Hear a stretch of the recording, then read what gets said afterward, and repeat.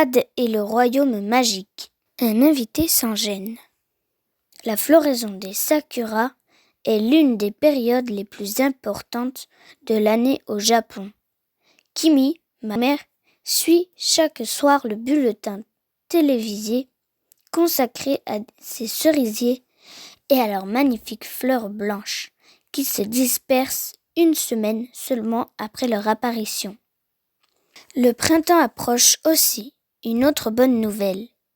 Les papillons viennent se délecter du nectar de toutes ces fleurs. Le moment est alors venu pour moi de sortir mon filet. Installée dans un transat devant la maison, ma sœur Makoto profite des premiers rayons du soleil en feuilletant un magazine de mode. Je n'ai pas l'intention de la déranger, jusqu'au moment où un superbe papillon noir au reflet bleu se pose sur ses cheveux. Absorbée par sa lecture, elle ne s'aperçoit de rien. Je m'approche sur la pointe des pieds. À 3, j'abats mon filet sur la tête. « Hé !» sursaute-t-elle. « T'es complètement folle !» Je repars avec mon butin. Je m'arrête de courir qu'une fois rendue au fond du jardin, près du potager où s'activent Kimi et mon père. Avec précaution, je retourne mon filet pour faire entrer délicatement le papillon dans une boîte en plastique munie de trous d'aération. Il est magnifique et je peux l'observer à ma guise. « Tu t'es disputé avec Makoto ?» demande mon père en me rejoignant. « Non, rien d'important, » je réponds. « Regarde plutôt le papillon que je viens de capturer. » Mon père se penche vers la boîte et hoche la tête. « Un beau Démétrius, » dit-il en connaisseur. « Que comptes-tu en faire ? » « Je vais le garder. Si tu pouvais voler, » reprend mon père. « Je ne suis pas sûr que tu apprécierais d'être enfermé. » Et sans rien ajouter, il repart vers le potager. Je regarde alors le ciel. Voler, ça doit être génial. Je m'imagine survolant la maison et le mont Myoko, flottant dans les airs, sans craindre le vide. Les champs et les rizières dessineraient de grands damiers. Je me sentirais libre et rien ne pourrait m'arrêter. Je pousse un long soupir. Je jette un dernier coup d'œil à mon papillon et j'ouvre la boîte. Il déploie aussitôt ses ailes pour monter vers le ciel. « Jade ! Jade !» Mon petit frère arrive en courant. « J'ai une super idée !» dit-il en reprenant son souffle. « Notre voisine vient de couper sa haie de bambou et elle accepte de nous les donner. Avec, je vais construire une cabane géante dans le vieux cèdre. Elle fera 2 étages. Tiens, regarde, j'ai dessiné un plan. » Je prends le papier qu'il me tend. Sa cabane ressemble à un palais. « Tu veux bien m'aider ?» me supplie Zaka. « S'il te plaît. » Je secoue la tête. Son projet est trop ambitieux. « À 2, on y arrivera », affirme-t-il en devinant mes doutes. Je lui rends son dessin.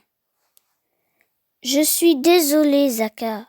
C'est impossible. »« Mais si !» insiste-t-il. « Alors, trouve quelqu'un d'autre. Moi, je préfère aider papa. » Zaka a tenté de bâtir seul sa cabane. Il en avait construit la moitié quand tout s'est effondré. Il n'a pas pleuré, mais il a boudé toute la soirée, refusant d'ouvrir la bouche pour parler comme pour manger. Dans les 2 cas, ce n'est pas dans ses habitudes. J'aimerais vraiment pouvoir l'aider. Faisons une cabane plus petite. Je lui propose avant d'aller nous coucher. En guise de réponse, il me ferme la porte de sa chambre au nez. Comme mon frère est malheureux, je me sens triste également. Une fois dans mon lit, je songe à tous ses efforts. et je n'arrive pas à m'endormir. Je me tourne et me retourne pour la 124e fois quand j'entends un drôle de bruit à ma fenêtre. C'est un grattement. Je m'assois sur mon futon et j'aperçois Akihiro derrière le carreau. Je me dépêche d'aller lui ouvrir. Mon ami Tanuki me salue et s'excuse de venir me déranger à une heure aussi tardive. J'imagine qu'il s'agit d'un problème grave, dis-je. Une urgence, confirme-t-il en hochant sa grosse tête poilue. Il avance son museau à l'intérieur de ma chambre, puis renifle doucement. Tu n'aurais pas quelque chose à manger ? Me demande-t-il. J'ai un petit creux. Akihiro est un incorrigeable gourmand. J'attrape mon sac d'école où je me rappelle avoir laissé la fin d'un goûter. En voyant le morceau de pain d'épices, les yeux de mon ami s'agrandissent. Tout en savourant le gâteau, il me rapporte ce que lui a raconté une vieille dame, Madame Toshi, qui habite une maison de retraite, dans cette Rojin-Omu. Construite récemment, il se passe des choses étranges. Les robinets s'ouvrent tout seuls, les lavabos se bouchent et débordent. L'eau chaude s'arrête pendant les douches, les tuyaux gargouillent. Est-ce qu'un yokai serait derrière tout cela ? Je demande. C'est ce que pense Madame Toshi, me répond Akihiro. Hélas, le directeur ne veut pas la croire. Il la prend même pour une folle. Pendant ce temps, ces phénomènes continuent de perturber la vie des pensionnaires. Et j'aimerais que tu m'aides à les faire cesser. J'en serais ravie. Akihiro engloutit sa dernière bouchée et m'adresse un large sourire. Les joues encore gonflées, je passe derrière mon paravent et je me dépêche de me changer. Nous aurons besoin de ton vélo, m'informe mon ami. Sitôt habillée, je saute par ma fenêtre, restée ouverte. Je vais le chercher, attends-moi ici. Après avoir sorti mon vélo de la cabane du jardin, je reviens vers la fenêtre de ma chambre. Akihiro n'est plus là. Je l'appelle doucement et il apparaît dans mon dos. Il vient de quitter la maison par la porte d'entrée, une bouteille de soda sous le bras et un gros morceau de tofu entre les pattes. Akihiro, gourmand, tu t'es encore servi dans le réfrigérateur. C'est au cas où toi, tu aurais un petit creux, affirme-t-il d'un air innocent. J'espère que Kimi et papa ne remarqueront rien. J'aide mon tanuki glouton à s'installer dans le panier accroché au guidon, puis je monte sur le vélo et je commence à pédaler. Où se trouve cette maison de retraite ? À Okanashi, me répond Akihiro. Okanashi ? Je m'exclame en freinant. C'est à plus de 20 kilomètres d'ici, c'est trop loin et je ne peux pas m'absenter si longtemps. Rassure-toi, nous serons vite rendus. Tu ne me fais plus confiance ? Si, mais... Pas vraiment rassurée, je recommence à pédaler. Akihiro, calé dans le panier au milieu des provisions, s'empare alors d'une espèce de grosse noix qu'il cachait dans sa fourrure. Certaines choses nous paraissent impossibles, dit-il de façon énigmatique. Pourtant, avec un peu d'aide, elles se réalisent parfois. Il casse la coquille et une multitude de petites créatures ailées s'échappent de l'intérieur du fruit. Elles émettent une lumière douce comme une nuée de lucioles. Ce sont des kikiyotata, m'explique Akihiro. Elles rendent service à celui qui les libère avant de se changer en graines. C'est un fruit très rare. Les créatures entourent la bicyclette et s'y accrochent. Continue de pédaler, ne t'arrête surtout pas. Je sens soudain le vélo se soulever. Akihiro ! je m'écrie. Je baisse les yeux. Les roues ne touchent plus le sol et nous continuons à nous élever dans les airs. Éclairé par la lune, le chemin ressemble à un long serpent blanc. Les toits des maisons se transforment en rectangles de plus en plus petits, disséminés au milieu des rizières. Sur ma droite, le mont Myoko n'est plus la haute montagne que je connais, mais une simple tache d'un impénétrable vert foncé. On vole, c'est génial! Quelques instants plus tard, le vélo reprend une position horizontale. Pédale plus vite, me dit Akihiro avec un sourire amusé. Notre vitesse augmente alors. Le vent me fouette le visage et sème la pagaille dans le pelage gris de mon ami Tanuki, ce qui ne l'empêche pas de boire une gorgée de soda. Au-dessus de nous, les étoiles scintillent.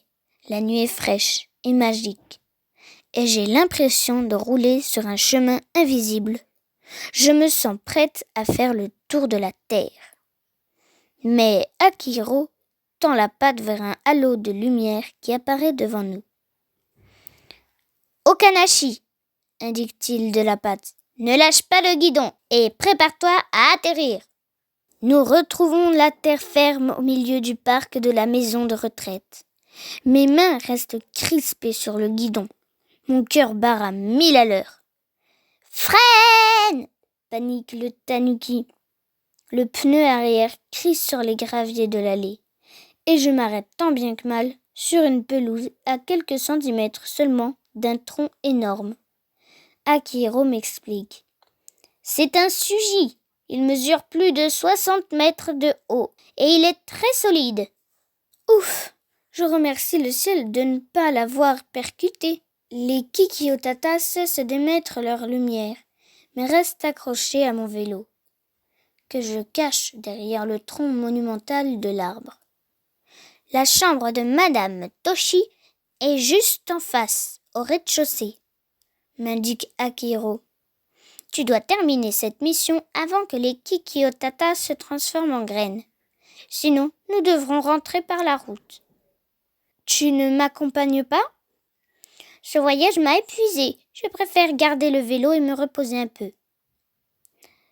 Je me retiens d'éclater de rire et je me dépêche de rejoindre la fenêtre de Madame Toshi. La vieille dame l'ouvre avant que je ne frappe au carreau. Elle est vêtue d'un joli kimono, aussi bleu que ses yeux. « Entre, Jade, je t'attendais » me chuchote-t-elle. « Qui vous a parlé de moi ?»« Akihiro, bien sûr. » Pendant que je me hisse sur le bord de la fenêtre, elle me confie qu'elle connaît mon amie du temps où elle vivait à la campagne, près du mont Myoko. Un jour, il s'est blessé à la patte et je l'ai soigné, me raconte-t-elle. Depuis, il veille sur moi. Les tanuki sont très fidèles.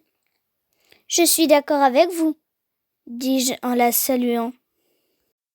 Sa chambre est petite mais coquette et parfaitement rangée.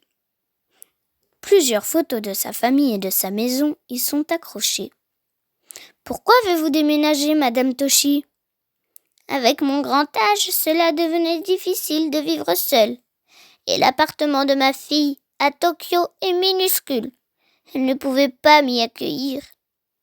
J'ai dû me résigner à m'installer dans ce Rojinormu. Mais je n'imaginais pas rencontrer tous ces ennuis.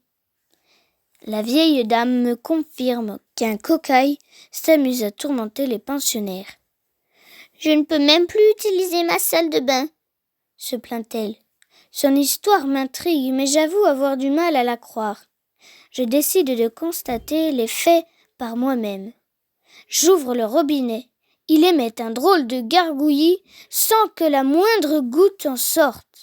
C'est en tout cas ce que je crois, jusqu'au moment où je me penche pour tenter d'élucider ce mystère. Là, un puissant jet m'inonde le visage. Madame Toshi me tend une serviette. Tandis que je m'essuie, un petit rire s'échappe du robinet. Je pense savoir où trouver ce yokai, me confie la vieille dame. Allons-y, dis-je en lui rendant sa serviette. Nous quittons la chambre sur la pointe des pieds et nous engageons dans le couloir. Vous avez besoin d'aide ? Demande alors une petite voix. Je me retourne d'un bond, le cœur battant. Mais Madame Toshi me rassure et me présente sa voisine. Madame Okada connaît bien notre yokai.